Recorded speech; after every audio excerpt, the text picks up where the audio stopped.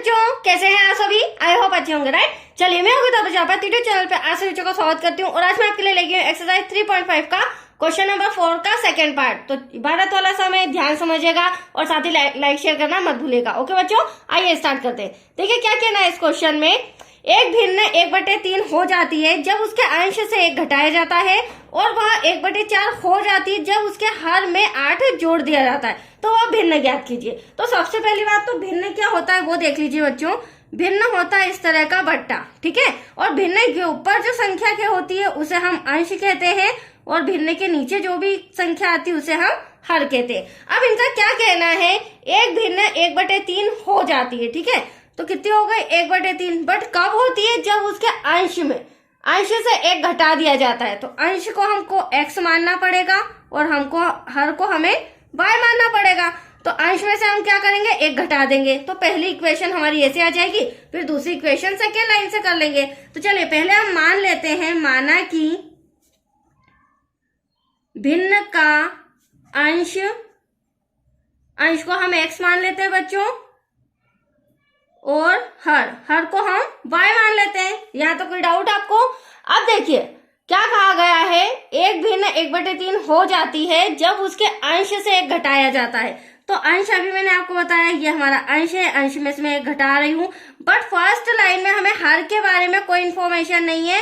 तो ऐसा नहीं कि आप y लिखना भूल जाओ, y लिखना पड़ेगा, नहीं तो हमारा इक्वेशन नहीं बनेगा। तो y ऐसा का ऐसा, और फिर कितना हो जाता है जब हम 1 घटाते हैं तो 1/3 वो बट्टा आ जाता है, ठीक है।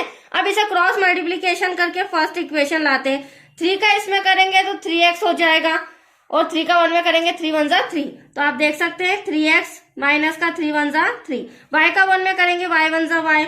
अब एक्सचेंज करना पड़ेगा क्योंकि xy एक तरफ, बिना xy वाला एक तरफ। प्लस का y इधर आके माइनस का हो जाएगा, माइनस का 3 इधर जाके प्लस का हो जाएगा। ये आ गई हमारी सिंपल सी equation number first. That's clear.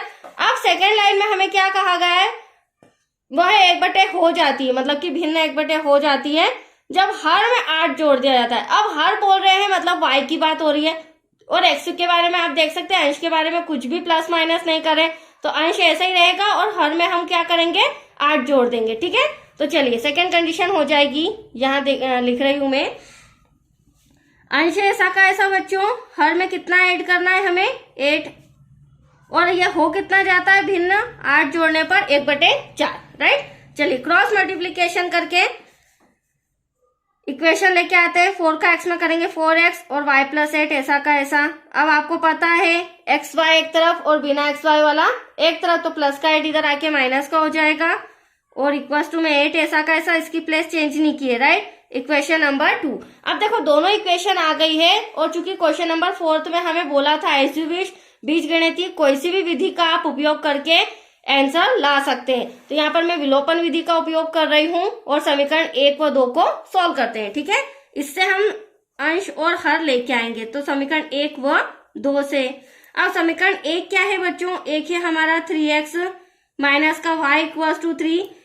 Second equation है हमारा 4x माइनस का y = 8। अब देखो विलोपन विधि क्या कहती है, हालांकि मैंने पर्टिकुलर पूरा एक्सरसाइज समझाया है। विलोपन मेथड जो होती है उसमें 2 इक्वेशन तो रहती ही है और इन्हीं 2 इक्वेशन के द्वारा हमें सॉल्व करना है, जिसका फर्स्ट नियम होता है या तो x के गुणांक सेम होना चाहिए या फिर y के गुणांक सेम होना चाहिए। गुणांक मतलब x बराबर होना चाहिए y। तो यहाँ पर x तो अपोजिट है, यहाँ 3 है यहाँ 4 है, बट y तो सेम है, राइट। इसके आगे भी कुछ नहीं, इसके आगे भी कुछ नहीं।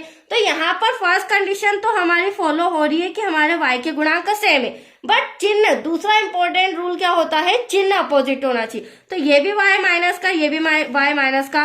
तो हमें यहाँ पर क्या लिखना पड़ेगा, छोटा सा इंस्ट्रक्शन, चिन्ह बदलने पर। तो हम क्या करेंगे, प्लस का माइनस, माइनस का प्लस और प्लस का माइनस। ये देख लीजिए इस तरह चिन्ह बदला। अब हम ऊपर वाला चिन्ह और नीचे वाला चिन्ह पे हमारा फोकस रहेगा। अब 3x प्लस का 4x माइनस का, तो माइनस करेंगे बड़ी संख्या, माइनस की है, यहाँ माइनस का y, यहाँ प्लस का y, minus plus cancel, equal to 8 में से 3 गया बचा 5, बट बड़ी संख्या यहाँ पे भी माइनस की, तो माइनस से माइनस कैंसल। तो एटलीस्ट x इक्वल टू आया हमारा 5 और x क्या था बच्चों, अंश था। तो अंश आपका आ चुका है।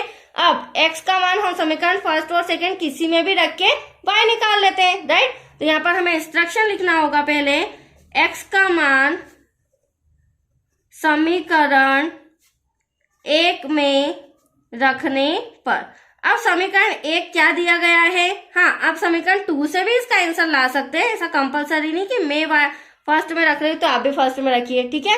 चलिए समीकरण 1 रिटर्न कर लिया है मैंने। अब इस x के प्लेस पर हम क्या रख देंगे, 5। तो देखिए 3 ब्रैकेट में 5 हो जाएगा, माइनस का y इक्वल टू 3, 3 5 से हमारा 15 हो जाएगा, माइनस का y इक्वल टू 3। अब अगली स्टेप है माइनस का y, तो ऐसा कैसा बच्चों, प्लस का 15 इधर जाके माइनस का हो जाएगा, राइट। माइनस का y ऐसा कैसा, 15 में से 3 गया, कितना बचा हमारे पास, 12।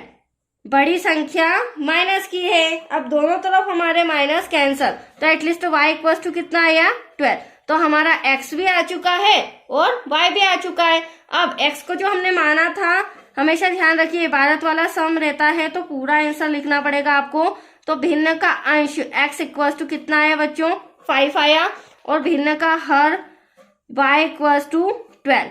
अब इन्होंने हमसे भिन्न पूछा था, भिन्न क्या है, तो भिन्न भी हम लिख देते हैं, भिन्न इक्वल टू हो जाएगा, आपको दिख रहा होगा इस तरह से कॉपी करियो, भिन्न इक्वल टू हो जाएगा 5/12।